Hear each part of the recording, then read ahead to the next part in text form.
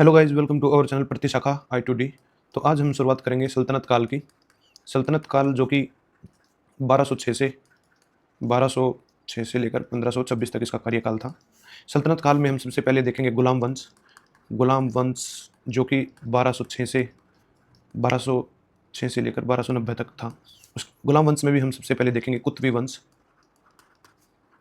कुतुबी वंश के संस्थापक जो थे वह थे कुतुबुद्दीन ऐबक। कुतुबुद्दीन ऐबक का कार्यकाल था 1206 से 1210।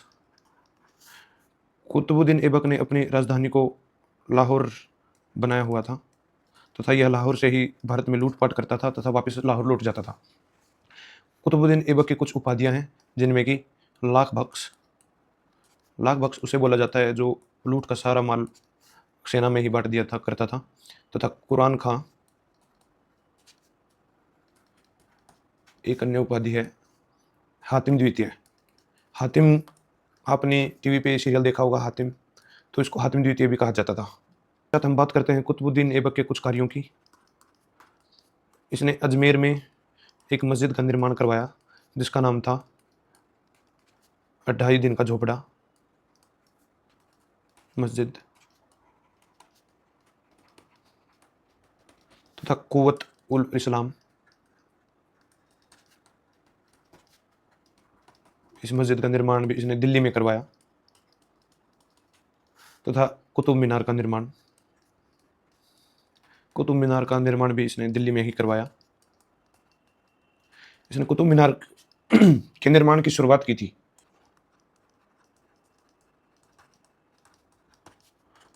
कुतुब मीनार यह 5 फ्लोर की एक बिल्डिंग है जिसका पहला फ्लोर जो है वह बना था कुतुबुद्दीन ऐबक ने।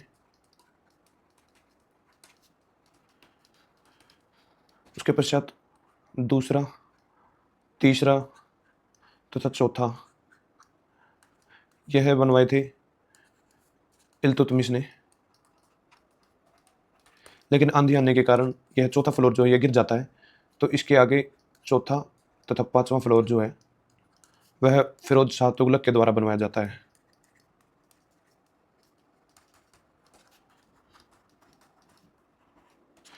कुतुब मीनार का निर्माण एक सूफी संत जो कि जिनका नाम है कुतुबुद्दीन बख्तियार काकी,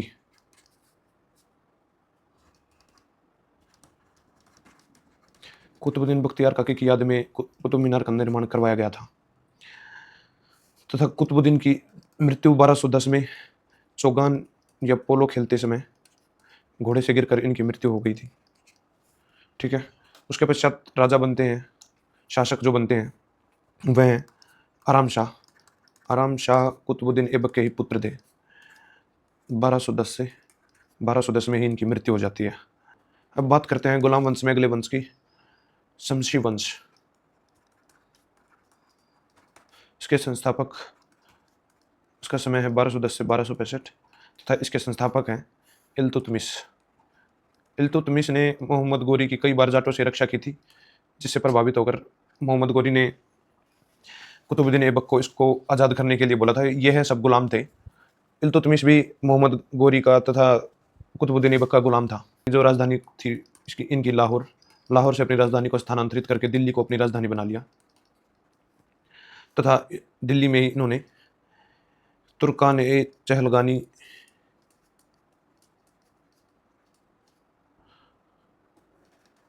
बोला जाता था, जिसे तुर्कान ए चहलगानी, ऐसे दल चालीसा का गठन किया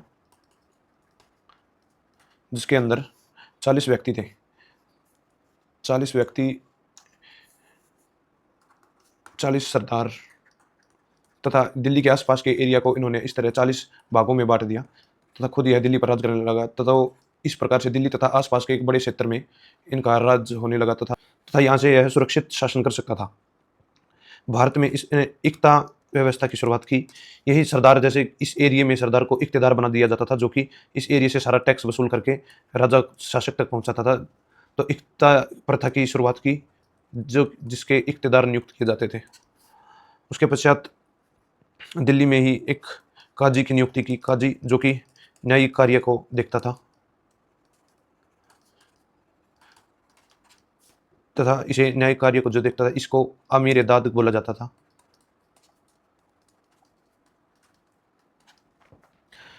तथा दिल्ली में ही इल्तुतमिश ने न्याय की जंजीर भी बनवाई।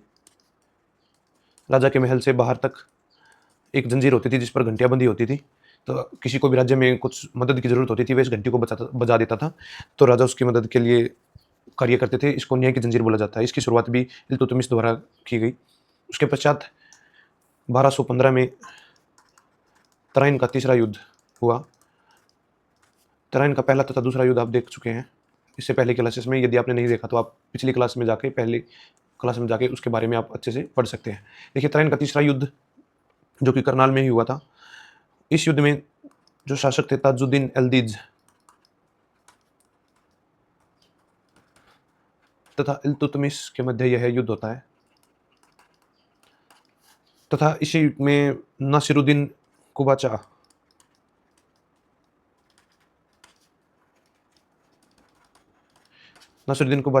तथा इल्तुतमिश के मध्य युद्ध होता है। इस युद्ध में, दोनों युद्ध में इल्तुतमिश विजयी होता है तथा ताजुद्दीन एल्दिज तथा नासिरुद्दीन कुबाचा हार जाते हैं। तो इससे खुश होकर जो खलीफा होते हैं, खलीफा इल्तुतमिश को सुल्तान की उपाधि देते हैं। सुल्तान की उपाधि खलीफा उसको देते थे जो पूरी दुनिया में कहीं भी इस्लाम धर्म का प्रचार प्रसार करता हो तथा अपना इस्लाम का राज्य विस्तार करता हो, तो उसको सुल्तान की उपाधि खलीफा के द्वारा दी जाती थी। इल्तुतमिश को दिल्ली का वास्तविक संस्थापक कहा जाता है। वास्तविक संस्थापक।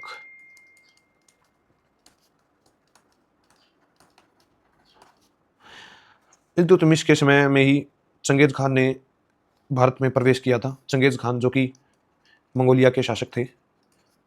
चंगेज खान की एक पुत्री का विवाह पश्चिमी एशिया में हुआ था। उनके दामाद की हत्या वहां पर कर दी जाती है, जिसका बदला लेने के लिए चंगेज खान ने संपूर्ण विनाश पश्चिमी एशिया में कर दिया था। वहां के जानवरों तक को भी मार दिया था इन्होंने, चंगेज खान ने। तो इसी के समय में यहाँ पर भारत में भी आक्रमण होता है। इल्तुतमिश ने 2 सिक्के जारी किए थे। इल्तुतमिश के सिक्के, जो कि था टंका, यह चांदी का सिक्का था, तथा जीतल जो कि तांबे का सिक्का था। इल्तुतमिश जो है वह एक इलबारी तुर्क था। इलबारी तुर्क।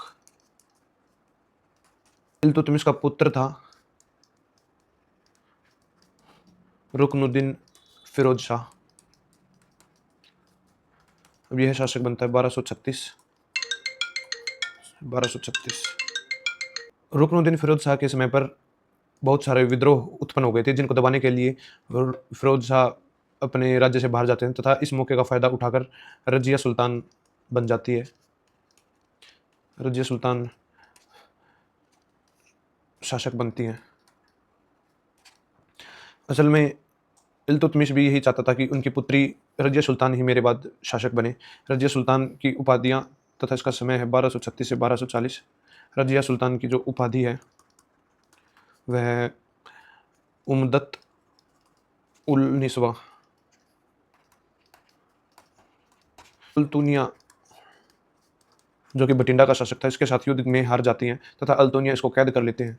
बाद में अल्तुनिया तथा रजिया सुल्तान की शादी हो जाती है तथा बठिंडा से जब ये वापस आ रहे थे तो हरियाणा के कैथल में कुछ सरदारों द्वारा अल्तुनिया तथा रजिया सुल्तान की हत्या कर दी जाती है।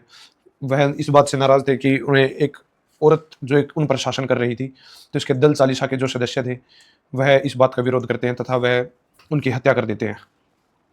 कैथल में ही इनकी कब्र भी, यहीं पर अल्तुनिया तथा रजिया सुल्तान की कब्र भी कैथल में ही है।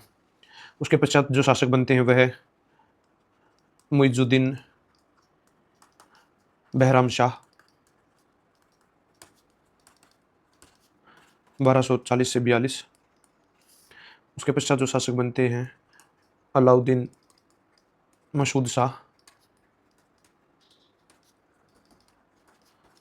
1242 से 1246। उसके पश्चात शासक बनते हैं नासिरुद्दीन महमूद शाह, जो कि 1246 से 1265 तक इनका कार्यकाल है। इल्तुतमिश के एक गुलाम थे बलबन। बलबन की पुत्री की शादी नसरुद्दीन महमूद शाह से हुई थी तथा नसरुद्दीन शाह एक बहुत ही अयोग्य शासक था। कभी तो टोपियाँ बनाकर सीकर अपना गुज़ारा करता था। इसकी पत्नी खुद खाना बनाकर चूल्हे पर खाना बनाती थी। तो इस प्रकार की स्थितियों में इसने इसको पहुँचा दिया था अपने राम साम्राज्य को, तथा बलबन इस बात से बहुत नाराज़ था। तो बलबन नसरुद्दीन की हत्या करवा देता है, इसके खाने में ज़हर डलवाकर इसकी हत्या करवाकर, तथा खुद यहाँ शासक बन जाता है। तथा उसके बाद बलबन अपना बलबनी वंश स्थापित करता है। बलबनी वंश, इसकी स्थापना बलबन द्वारा की जाती है 1265 से लेकर 1290। बलबन जो है वह एक बहुत ही क्रूर शासक था। जिस प्रकार महाभारत के शूरवीर पात्र अर्जुन है, उसी प्रकार अफगानिस्तान की महाभारत के शूरवीर पात्र माने जाते हैं अफरासियाब।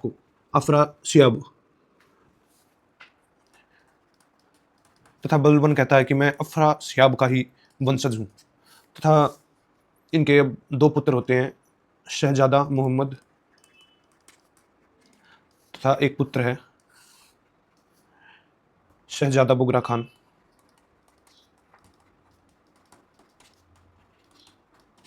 शहजादा मोहम्मद के जो पुत्र हैं वह कैखुशराव, तथा शहजादा बुगरा खान के पुत्र हैं कैकुवाद,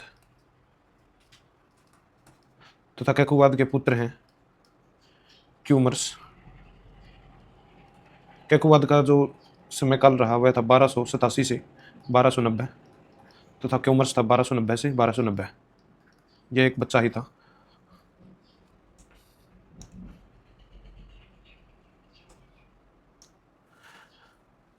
उसके पश्चात हम देखते हैं बलबन ने के द्वारा किए गए कार्य। बलबन ने दल चालीसा को समाप्त कर दिया।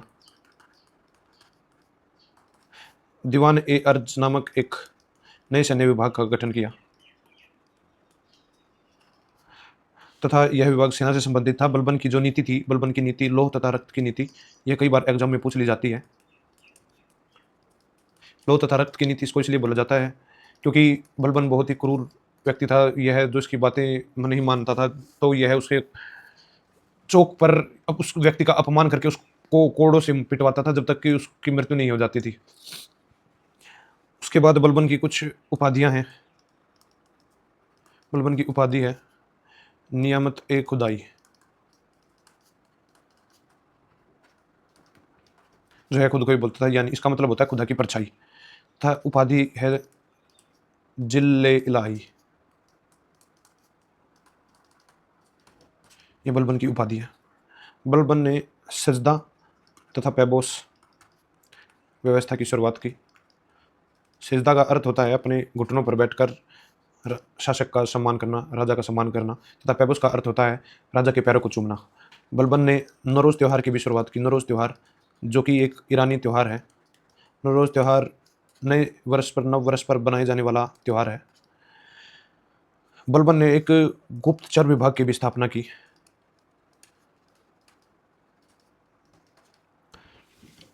तो इस प्रकार के कार्य यह करता था। तो दिल्ली के एक बहुत ही बड़े व्यापारी थे जिनका नाम था फ़क्कर बावनी। इन्होंने कहा कि मुझसे मेरी सारी धन दौलत ले ली जाए, लेकिन एक बार मुझको बलबन से मिलवा दिया जाए। लेकिन बलबन का अहंकार इतना बढ़ चुका था कि वह इस व्यक्ति से मिलने तक को मना कर देता है। वह कहता है कि मैं ऐसे वैसे लोगों से, फालतू लोगों से नहीं मिलता।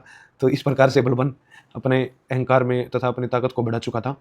बलबन ने मंगोलों के आक्रमण से बचने के लिए उत्तर पश्चिम में कतारबद्ध किलों का निर्माण करवाया। कतारबद्ध किले जो कि थे लाहौर, दीपालपुर, मुल्तान, सुमन, समाना तथा उच्च। बलबन को दिल्ली का रक्षक भी कहा जाता है इसी कारण से, क्योंकि कतारबद्ध किलों को बनवाने के कारण मंगोल आक्रमण से यह बचे हुए रह जाते हैं। बलबन के पुत्र जो शहजादा मोहम्मद थे, उनकी मृत्यु मंगोलों से आक्रमण के में ही उनकी मृत्यु हो जाती है, युद्ध में लड़ते हुए। तथा कवि थे एक अमीर खुसरो, जो कि शहजादा मोहम्मद के दरबार में ही रहते थे, उनके साथ ही रहते थे। बलबन की मृत्यु के पश्चात उनके पुत्र उनके पुत्र थे बुगरा खान, वह जो कि बंगाल के शासक बन चुके थे। लेकिन वह बंगाल से आए नहीं, मंगोलों के आक्रमण के डर के कारण यह बंगाल में ही शासक बने रहे। तथा बुगरा खान के जो पुत्र हैं कैकुवाद, यह आकर के दिल्ली में अब शासक बनते हैं। उसके पश्चात कैकवाद की मृत्यु जो है वह लकवे के कारण कैकवाद की मृत्यु होती है। यह इकलौते ऐसे शासक हैं जिनकी मृत्यु लकवे के कारण हुई, तथा इनके पश्चात इनके जो पुत्र थे क्यूमर्स, क्यूमर्स एक छोटा बच्चा ही था, लेकिन बोलने में इनके बाद जो शासक होते हैं क्यूमर्स ही होते हैं। इनकी हत्या हत्या जलालुद्दीन खिलजी द्वारा इनकी कर दी जाती है, तथा इसके पश्चात अब शुरुआत होती है खिलजी वंश। तथा क्यूमर्स की मृत्यु के पश्चात ही इसके साथ ही 1290 में यहाँ पर गुलाम वंश का शासन समाप्त हो जाता है। गुलाम वंश का शासन समाप्त। उसके पश्चात शासन होता है जो वह है खिलजी वंश, 1290 से 1320 तक। अच्छा, एक बात यहाँ पर नोट करके लिखेंगे, बलबन जो है वह प्रतिदिन दिल्ली शेरवाड़ी युद्ध की तैयारी करने के लिए जाता था, दिल्ली शेरवाड़ी कहा जाता है। तथा एक बार बंगाल पर इन्होंने आक्रमण किया था। बंगाल में इतने लोगों की वहाँ पर हत्या की गई थी, किसी सड़क के किनारे लोगों को मारकर एक पोल पर इन्होंने पोल पर टांग दे, जगह जगह पर ऐसे इस रोड के किनारे पोल के ऊपर टांग दिए जाते थे। तो इस प्रकार का इनका बहुत ही ज़्यादा इन्होंने क्रूरता के साथ शासन अपना यहाँ पर किया। तो चलिए बात करते हैं खिलजी वंश की, जिसका समय काल था 1290 से 1320 ईस्वी, तथा इसके संस्थापक थे जलालुद्दीन खिलजी।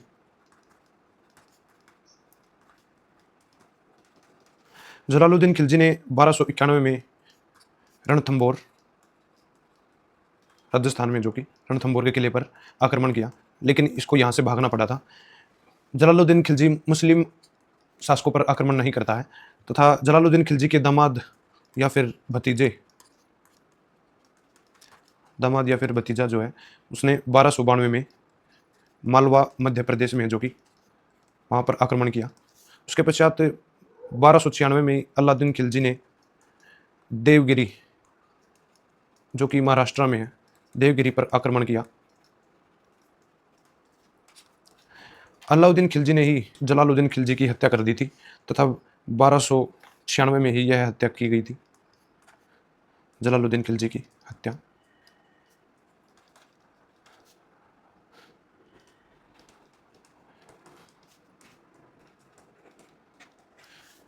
उसके पश्चात हम देखते हैं अब अलाउद्दीन खिलजी।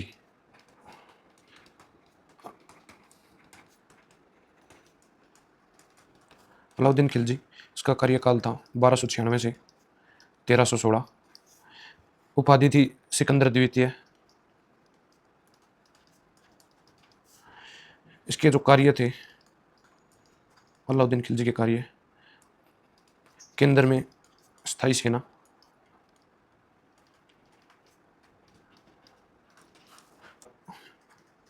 सैनिकों को नगद वेतन देना, सैनिकों को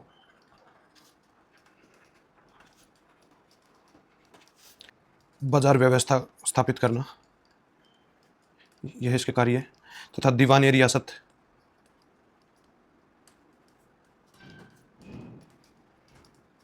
दीवान रियासत एक विभाग का गठन किया जो कि बाजार से ही संबंधित था। उसके पश्चात शहनाई मंडी, जो कि एक बाजार से ही संबंधित अधिकारी था, शहनाई मंडी। अलाउद्दीन खिलजी जो है वह 50 से 80% तक का कर वसूलता था, तथा करों में भी घरी कर तथा चरी कर। घरी कर वह कर है जो कि घर बनाने पर कर होता था, चरी कर वह है जो पशुओं को चराने पर कर होता था। अलाउद्दीन खिलजी ने अपने 5 सेनापति नियुक्त किए थे, 5 सेनापति, जिनमें से पहले हैं जफर खान, दूसरा है उलुग खान, तीसरा है नसरत खान, चौथा है मलिक काफूर,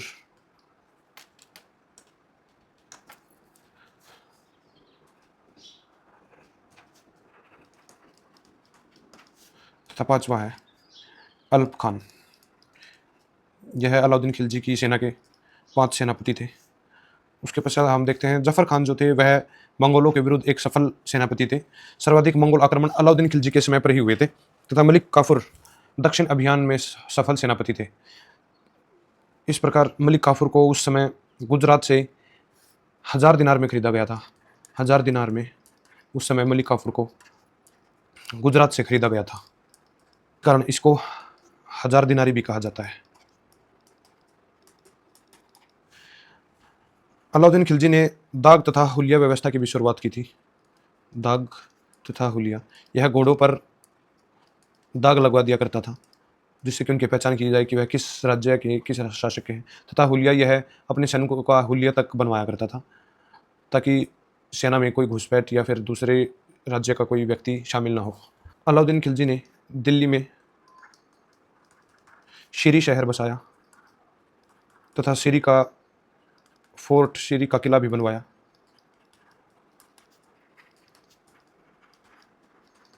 अलाउद्दीन खिलजी के काल में खालसा भूमि में वृद्धि हुई। खालसा भूमि वह भूमि थी जो कि सरदारों को या फिर इक्तेदारों को दी हुई भूमि थी। इसने इक्तेदारों से वह भूमि वापस छीन ली तथा खुद ही उस पर कंट्रोल करने लगा। अब हम देखते हैं अलाउद्दीन खिलजी के आक्रमण। 1298 में गुजरात, शासक थे करण सिंह बघेला। उसके पश्चात 1301 में रणथंभौर, राजस्थान। उसके पश्चात 1303 में बंगाल, तेलंगाना तथा चित्तौड़। उसके पश्चात चित्तौड़ के जो शासक थे वह थे रतन सिंह। चित्तौड़ के शासक थे रतन सिंह। आपने मूवी भी देखी होगी पद्मावत, तो रतन सिंह की ही पत्नी थी पद्मावती।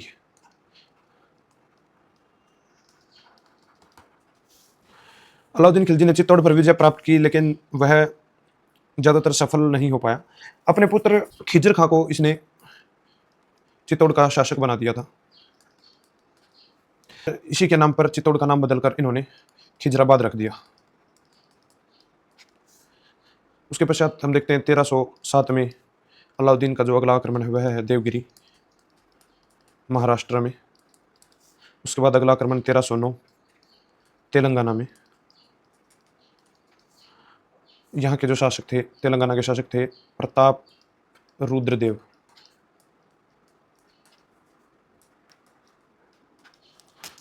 उसके पश्चात 1310 में होयसल, जहाँ के शासक थे वीर बल्लाल। उसके पश्चात 1311 में मदुरई पर आक्रमण करते हैं तथा यहाँ के शासक थे वीर पांड्य। यह एकमात्र शासक थे जिसे मलिक काफूर न ही तो पकड़ पाया और न ही इसको हरा पाया।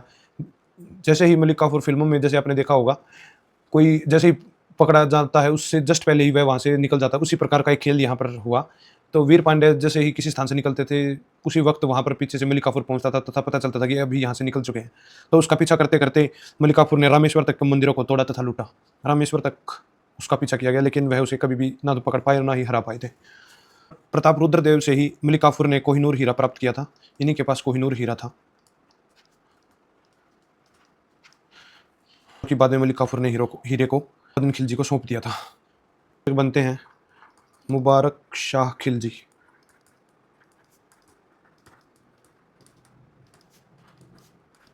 तेरह सौ 16 से 1320। अलाउद्दीन खिलजी की मृत्यु बीमार होने के कारण से हुई थी तथा उनके अंतिम समय में मलिक काफूर तथा अन्य किसी ने भी उनका साथ नहीं दिया था। मुबारक शाह खिलजी अलाउद्दीन खिलजी के ही पुत्र थे तथा इसकी उपाधि थी, यह खुद को खलीफा ही बोलता था और कभी कभी यह दरबार में नग्न अवस्था में ही पहुंच जाता था। तो यह एक बहुत ही नकारा शासक के रूप में जाना गया। उसके पश्चात हम देखते हैं नसीरुद्दीन खुसरो शाह। 1320 से 1320 ही इसका कार्यकाल रहा। इसकी उपाधि थी पैगंबर का सेनापति।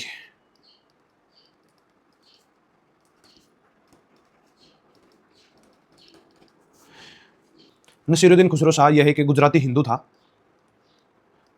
लेकिन धर्म परिवर्तन करके यह मुस्लिम बन गया था।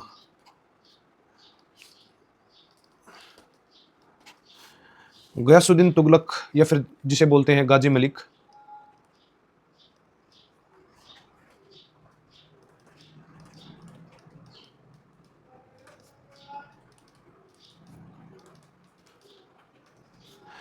इसने नसीरुद्दीन खुसरो शाह की हत्या कर दी, क्योंकि यह इनसे बहुत चिढ़ते थे, यह इनको मुस्लिम मानते नहीं थे। तथा नसीरुद्दीन खुसरो शाह ने निजामुद्दीन औलिया, जो कि एक मौलवी थे, उनको बहुत सारा खजाना तथा पैसा दिया ताकि वह उसका समर्थन करें।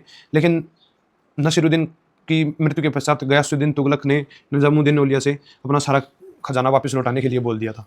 तो इस प्रकार की वह उस समय पर स्थितियाँ थी। तो अब हम आगे देखेंगे गयासुद्दीन तुगलक, जो कि तुगलक वंश की शुरुआत करते हैं। तुगलक वंश, इसका समय है 1320 से 1414। इसके संस्थापक गयासुद्दीन तुगलक ही थे। तथा गयासुद्दीन तुगलक का जो काल अगर हम देखें तो वह है 1320 से 1325। इनके कार्यों को अगर हम देखें तो इन्होंने नहरों का निर्माण करवाया तथा इन्होंने तुगलकाबाद शहर बसाया।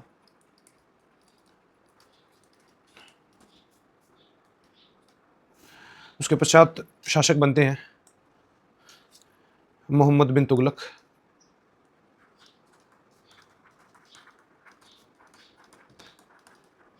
इनका समय था 1325 से 1351। इनको भी कुछ उपाधियां दी हुई हैं, जो कि है पूरा पागल, आधा पागल, विरोधी तत्वों का मिश्रण,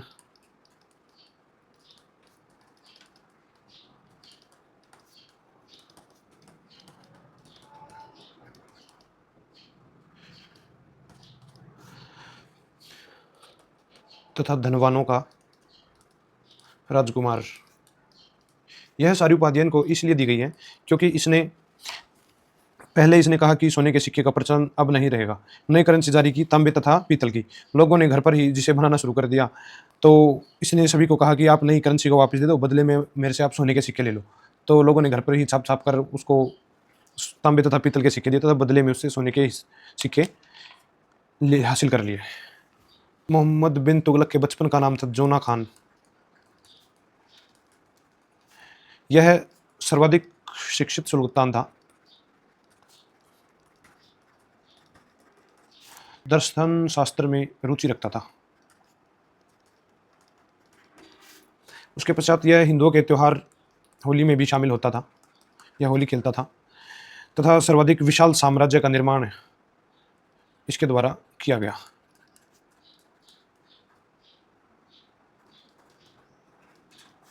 उसके पश्चात इसके द्वारा किए गए कार्य को अगर हम देखें तो 1326 तथा 1326 में इसने अपनी राजधानी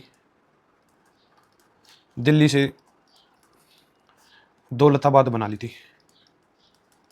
दौलताबाद, जिसे कि देवगिरी बोला जाता है, जो कि महाराष्ट्र में है, वहाँ पर इसने अपनी राजधानी को बदल लिया।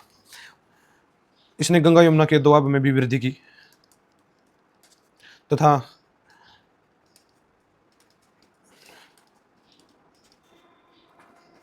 इसने दीवान ए अमीर को ही नामक एक कृषि विभाग की स्थापना की तथा किसानों को तकावी ऋण भी इसने दिया तथा तांबे तथा पीतल की सांकेतिक मुद्रा जारी की। सांकेतिक मुद्रा। उसके पश्चात 1337 में नगरकोट पर इसने आक्रमण किया। उसके पश्चात कराचिल अभियान किया। 1333 में एक मोरक्को, जो कि अफ्रीका में है, यहाँ का एक यात्री इनके दरबार में आया जिसका नाम था इब्न बतूता। इब्न बतूता ने अपनी आत्मकथा लिखी रेहला।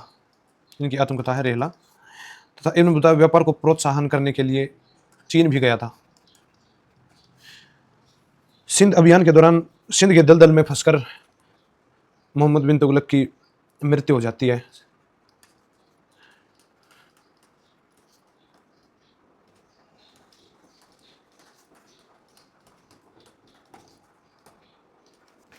उसके पश्चात हम बात करें तो 1336 में इसी काल में हरिहर तथा बुक्का, इन दोनों ने मिलकर विजयनगर साम्राज्य की स्थापना की। तथा 1347 में अलाउद्दीन हसन बहमन शाह तथा हसन गंगू, इन दोनों ने मिलकर के बहमनी साम्राज्य की स्थापना की।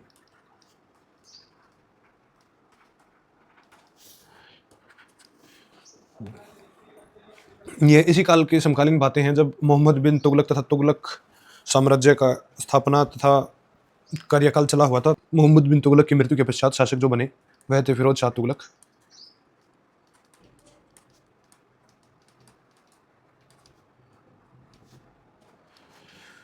फिरोज शाह तुगलक का कार्यकाल था 1351 से 1388। 5 शहरों की इन्होंने स्थापना करवाई, जिनमें से पहला है फिरोजाबाद, दूसरा है फिरोजपुर, तीसरा है इसमें फतेहाबाद, चौथा है इसमें जौनपुर। अपने भाई जोना खान की याद में यह शहर बनाया था। तथा 5वां शहर है इसमें हिसार। फिरोज शाह तुगलक ने कुछ विभागों की भी स्थापना की थी। विभाग जैसे कि दीवान ए खैराती, इसमें यह ऐसा विभाग था जहाँ पर मुस्लिम लड़कियों की शादी तथा हॉस्पिटल में दान किया जाता था। उसके पश्चात था दीवान ए बंदगान, यह गुलामों के लिए विभाग था। उसके पश्चात था दीवान ए इमारत। उसके पश्चात एक विभाग था अनुवाद विभाग, जहाँ पर दूसरे धर्म की पुस्तकों का अनुवाद किया जाता था। उसके पश्चात इन्होंने नहरों का निर्माण करवाया। उसके पश्चात इन्होंने रोजगार दफ्तर की स्थापना की। फिरोज शाह तुगलक के द्वारा प्राप्त किए जाने वाले कर, जजिया कर, जो कि गैर मुस्लिमों से लिया जाता था, लेकिन इसने सर्वप्रथम यह कर ब्राह्मणों से भी वसूला। इससे पहले यह कर ब्राह्मणों से नहीं वसूला जाता था, लेकिन इसने यह कर ब्राह्मणों से भी वसूला। उसके पश्चात है जकात कर। जकात कर वैसा कर है जो कि 1/40 भाग मुस्लिमों से लेकर उन्हीं पर खर्च किया जाता था, यह जकात कर था। उसके पश्चात है खराज कर, मुख्य कर है। उसके पश्चात है खुम्स कर, यह 1/5 लूट का कर होता था, लूट कर। उसके पश्चात है उस्र कर तथा एक है हक ए शरब कर, यह 1/10 यह सिंचाई कर था। अब हम बात करते हैं फिरोज शाह तुगलक के सिक्के। शशगनी एक इन्होंने जारी किया था, अद्धा एक इन्होंने जारी किया था, विक। यह इनके द्वारा जारी किए गए कुछ सिक्के थे। एक व्यक्ति थे ख्वाजा अजहुद्दीन, इन्होंने 1300 संस्कृत की पुस्तकों का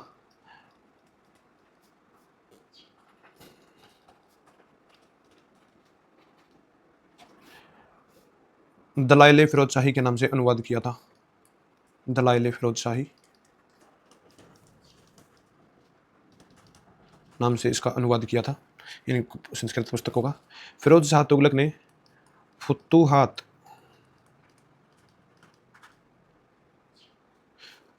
फिरोज शाह तुगलक ने फुतूहात ए फिरोज शाही के नाम से अपनी आत्मकथा लिखी, यानी कि आत्मकथा थी, तथा इन्होंने घूस व्यवस्था को प्रोत्साहित किया।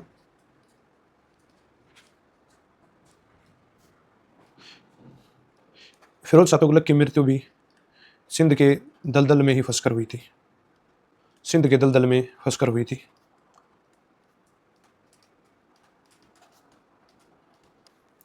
पहले शासक जो थे गयासुद्दीन द्वितीय, इनका कार्यकाल था 1388 से 1389। उसके पश्चात अगले शासक थे अबू बकर, जो कि 1389 से 1390। उसके पश्चात अगले शासक थे नसीरुद्दीन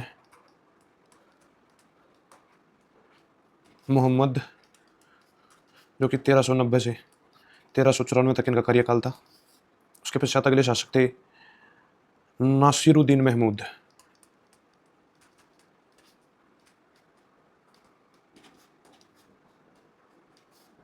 इनका कार्यकाल था 1394 से 1414।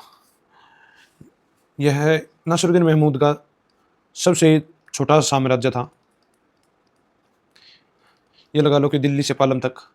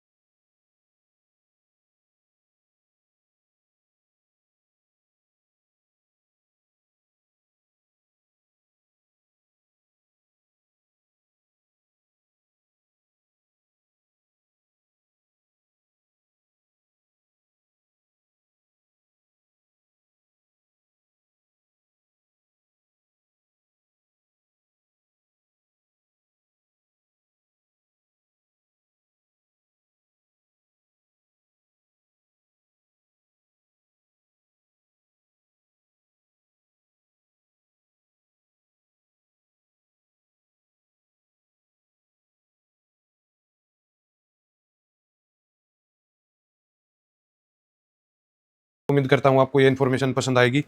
तथा इसके पश्चात हम कल बात करेंगे इससे आगे लोधी वंश तथा मुगल साम्राज्य की। इसी प्रकार की इन्फॉर्मेशन तथा अच्छी जानकारी के लिए हमारे यूट्यूब चैनल प्रतिशाखा IT2 को फॉलो करें तथा अपने दोस्तों के साथ ज़्यादा से ज़्यादा शेयर करें। स्टेट एग्ज़ाम हो या फिर सेंटर के एग्ज़ाम हो, सभी एग्ज़ामों के लिए अपनी पढ़ाई को एक बार सुनिश्चित यहाँ पर हम और आप साथ मिलकर करते हैं कि लगातार एक अच्छे पैटर्न के साथ सारे सिलेबस को हम कंप्लीट करेंगे तथा अच्छे से पढ़ाई होने के बाद एक भी क्वेश्चन ऐसा नहीं बचेगा जो आपके एग्ज़ाम से आपसे छूट जाए।